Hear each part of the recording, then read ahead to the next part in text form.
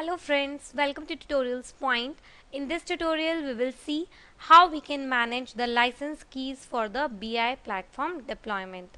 So we will discuss these three areas like how we can view the license information, how we can add a license key, and how we can view the current account activity.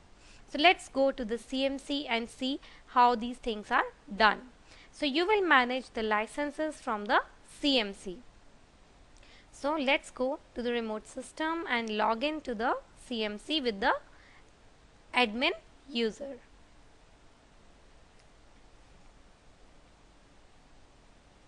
So once you log into the CMC, so the license keys management area of the CMC identifies the number of concurrent, named and processor licenses that are associated with each key.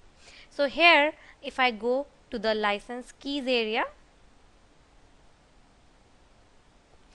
so I will be able to see like how many named users I can use, how many concurrent sessions I can have, how many, see what is the CPU metrics, when my license will expire. So all these things of the license details I can check in this area. So we have to log into the CMC and we have to go to the license keys area for this purpose.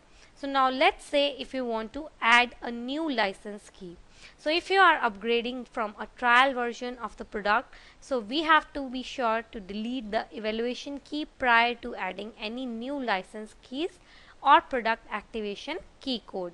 After adding the new license keys, we will need to enable all the servers again. So how do we do that? That in this area we can give the key and we can click on this add.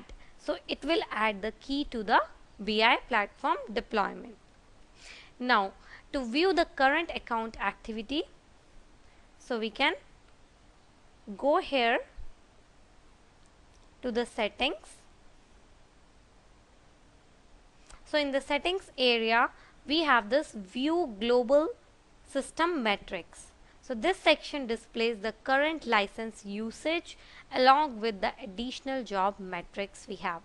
So we can see here that the peak use of the concurrent is 19 and we have the named account licenses, we have 1.